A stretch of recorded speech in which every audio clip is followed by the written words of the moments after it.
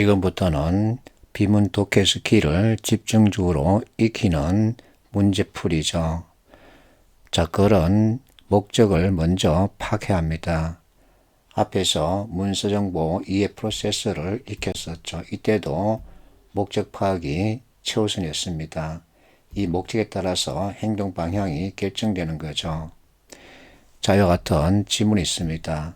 그러면 다 읽고 해석하려 하지 말고 우선 목적에 해당되는 표현을 찾아서는 목적에 해당되는 표현 좌우로 살피는 거죠. 자, 목적을 나타내는 표현으로는 크게 세 가지가 있습니다. 이한, 이하여, 이해서죠. 자, 이렇게 목적 관련 표현을 체크했으면 꼬리를 보면 되죠. 따라서 그러면 필자가 자신의 의견을 한 번 더 정리 강조하는 거죠.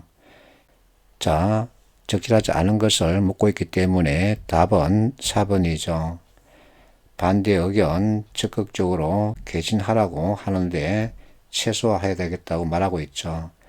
이렇게 프레임 가지고 접근하면 그 핵심 내용을 쉽고 빠르고 정확하게 체크하면서 답도 정확하게 찾아낼 수 있는 거죠. 선택지 1, 2, 3번은 행간 읽기라고 할 수 있습니다. 여러분들이 왜 1번, 2번, 3번은 적절한 것인지 비교, 대조해서 생각해 보세요.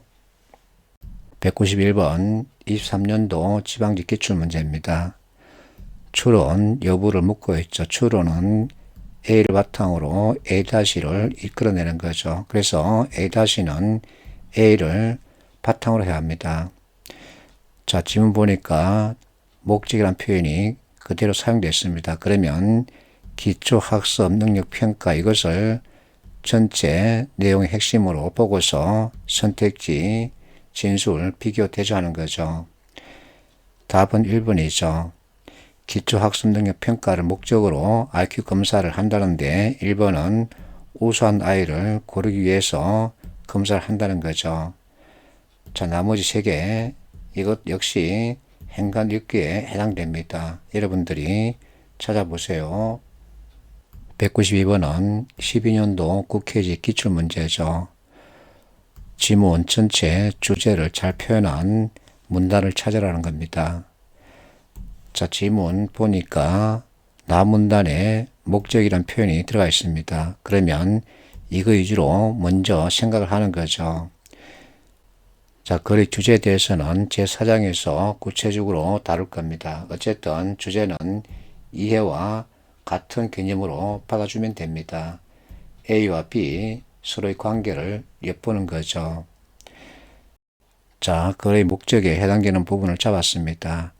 발문에서 주제를 묻고 있기 때문에 서로의 관계를 엿보는 개념 가지고 한 번 더 짚어보는 거죠. 오케스트라와 구성 멤버 서로 하모니를 이루면 행복해지는 거죠. 그래서 이 진술이 참이기 때문에 다른 문단 읽지 않고 답을 2번으로 정하는 거죠. 이것이 프레임의 힘입니다. 193번 NCS 문제죠.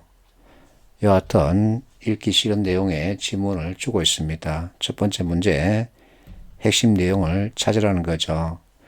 지문 첫 문단 머리 보면 이한이란 표현이 잡혔습니다. 이것이 목적에 관한 내용이죠. 그러면 고령 운전자 교통사고 예방하기 위한 조례 제정한다는 겁니다. 그래서 목적 관련 내용을 찾으면 되는 거죠. 그래서 답은 4번이죠.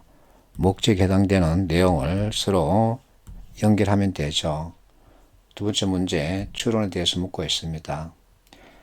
자, 문서정보 이해 프로세스에서 목적에 따라서 행동 방향이 결정되죠. 마지막 문단 꼬리 보면 고령자 운전면허 자진 반납에 따라서 인센티브를 부여한다는 내용이 있습니다. 그러면 역시 비교 대조해서 보면 답을 정할 수 있죠. 자, 전국 최초로 면허 반납 인센티브 지급 제도 도입했다는 내용이 있습니다. 그래서 확인 사살까지 할 수 있는 거죠.